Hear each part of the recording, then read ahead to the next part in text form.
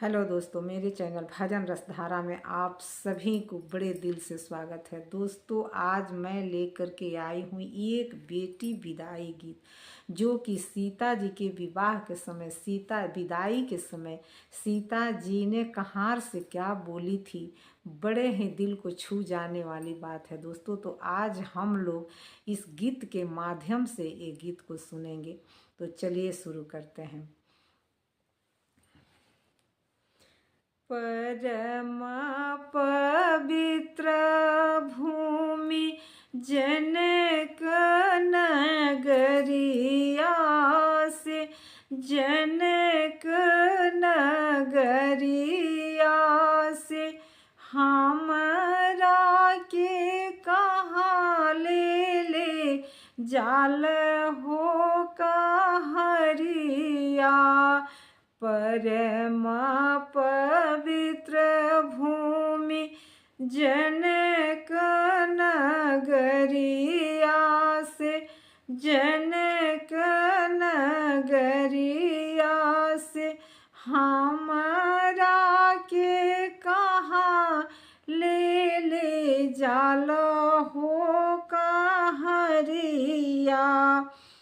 हमरा के कहाँ ले जाल हो कहरिया।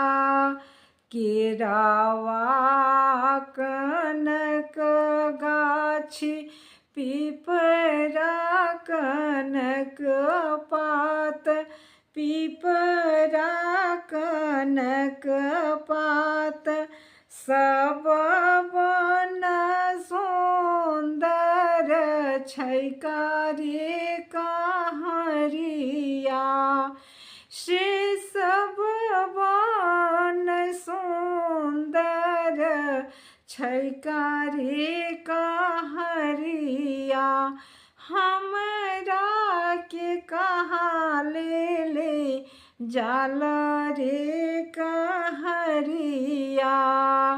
परम पवित्र वन, परम पवित्र भूमि जनक नगरिया से, जनक नगरिया हमारा के कहाँ ले जाल हो कहरिया।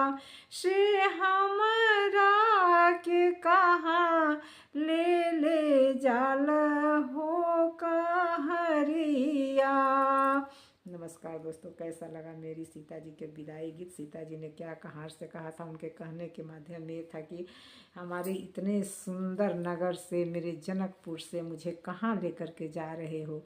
तो कैसा लगा दोस्तों मेरी ये सीता जी का विदाई गीत। अच्छा लगा हो तो कमेंट बॉक्स में एक बार जय माता जी ज़रूर लिखिएगा दोस्तों। और मेरे चैनल को सब्सक्राइब अभी तक नहीं किए हैं तो एक बार ज़रूर कीजिएगा। फिर मिलते हैं कोई अच्छे से अच्छे गीत के साथ। तब तक के लिए नमस्कार।